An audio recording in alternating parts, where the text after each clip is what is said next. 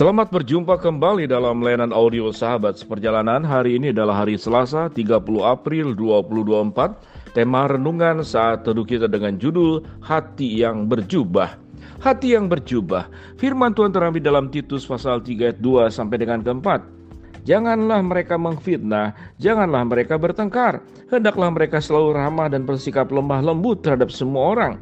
Karena dahulu kita hidup dalam kejahilan, tidak taat, sesat, menjadi hamba berbagai-bagai nafsu dan keinginan, hidup dalam kejahatan, kedengkian, keji, saling membenci. Tetapi ketika nyata kemurahan Allah juru selamat kita dan kasih-Nya kepada manusia, mari kita berdoa.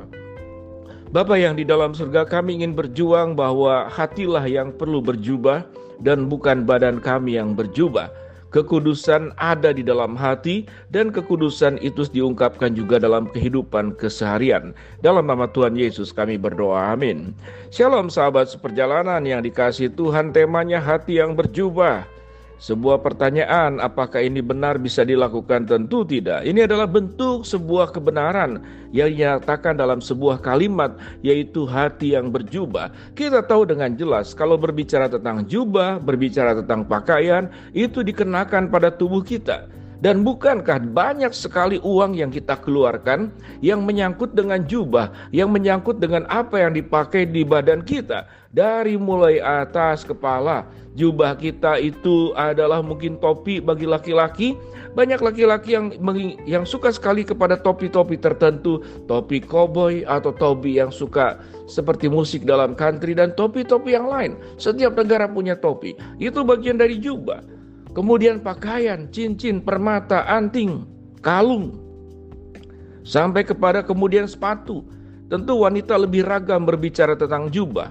Ada seseorang yang mengatakan kalau jadi MC laki-laki cukup saja punya jas satu atau dua.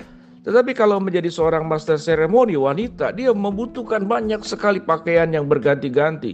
Dan kalau bisa berharap tidak mengulang kembali pakaian yang sama di tempat yang sama. Di dalam urusan jubah, manusia sangat sibuk menguruskan hal tersebut. Tetapi firman Tuhan yang kita pelajari saat ini, bagaimana yang berjubah itu tidak hanya tentang fisik dan badan dan ragani, tetapi hati kita yang berjubah. Apa catatan Alkitab tentang hal ini? Apa yang firman Tuhan katakan? Janganlah kamu mengfitnah, janganlah bertengkar, hendaklah saling ramah dan lemah lembut kepada semua orang. Dan kemudian dikatakan karena dahulu juga hidup di dalam kejahilan, ketidaktaatan, sesat, menjadi hamba berbagai nafsu, keinginan, hidup kejahatan, kedengkian, keji dan saling membenci. Bukankah ini jubah-jubah yang dipakai manusia pada umumnya? Kalau kita melihat di dalam Titus pasal pertama ayat 16, mereka mengaku Allah, tetapi perbuatannya menyangkal Allah.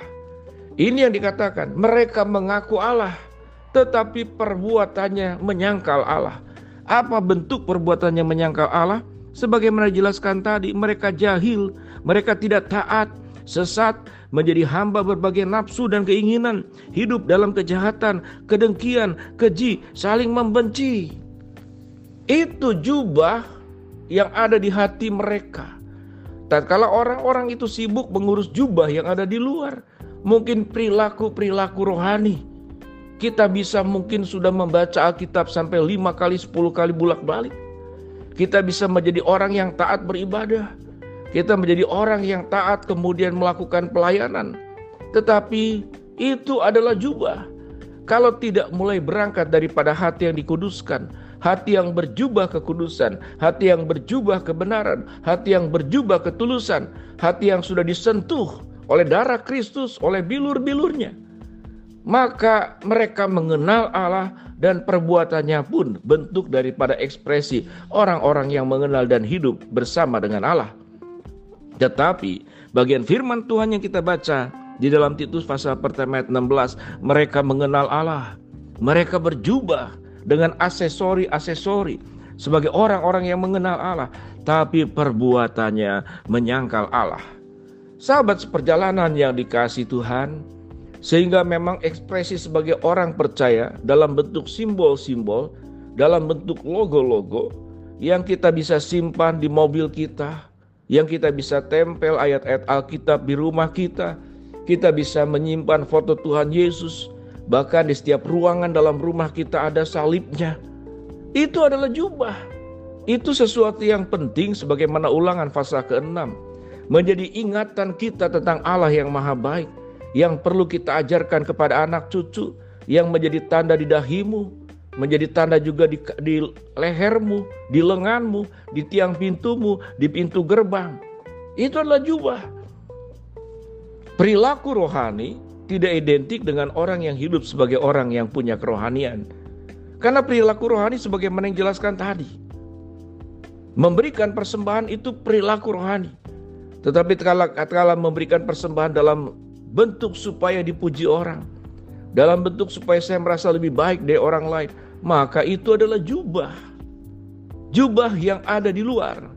Tapi bukan hati yang berjubah kekudusan, bukan hati yang berjubah kebenaran, bukan hati yang berjubah ketulusan. Paulus mengajarkan kepada Titus sebagai pemimpin jemaat di gereja di Kreta, dan mengajarkan sebagai pemimpin yang muda agar menjaga hatinya, menjaga hidupnya. Kemudian juga mengajarkan kepada para pengikutnya agar jemaat-jemaat yang dilayani oleh Titus, yang paling utama adalah memiliki jubah yang ada di hatinya. Jubah apa? Jubah kebenaran, jubah kekudusan, dan jubah ketulusan. Tatkala kita semuanya memiliki hal yang sama, sebagaimana tulisan surat Rasul Paulus kepada Titus yang merupakan muridnya, yang disampaikan kebenaran firman Allah, kemudian diangkat sebagai seorang pastor yang mengembalakan jemaat yang dipercayakan, yang sudah dirintis oleh Paulus untuk dilanjutkan oleh Titus. Diingatkan bahwa di dalam kehidupan bersama, bergereja, berelasi, berkomunitas, hentikanlah jubah-jubah yang ada di luar, tapi milikilah jubah yang ada di hatimu. Gereja yang besar, fasilitas yang baik, tempat parkir yang memadai, pujian yang indah, paduan suara yang menggema, ibadah yang tertata rapi, semuanya itu tidak ada artinya jikalau kemudian orang-orang yang ada di dalam rumah dan bait suci Allah tersebut hatinya tidak tersentuh oleh jubah, yaitu jubah kebenaran, kekudusan, dan ketulusan. Kalau kemudian itu adalah jubah yang ada di luar, apa yang terjadi? Itu yang firman Tuhan katakan. Yang ada mereka hidup dalam kejahilan, ketidaktaatan, sesat, menjadi hamba berbagai nafsu dan keinginan, hidup dalam kejahatan, kedengkian, keji, saling membenci. Tetapi orang yang hatinya berjubah kebenaran, kekudusan, dan ketulusan, mereka mensyukuri tentang kemurahan Allah, juru selamat kita, dan kasih-Nya kepada manusia, tercatat di dalam ayat yang keempat pasal ketiga. Mari sahabat seperjalanan, berjuanglah kita memiliki hati yang berjubah kebenaran, berjubah ketulusan, berjubah kekudusan, sehingga Tuhan dimuliakan. Dan apa yang dicatat di dalam Titus pasal 1 ayat 16 bukanlah tentang diri kita. Mereka mengenal Allah, tetapi perbuatannya menyangkal Allah.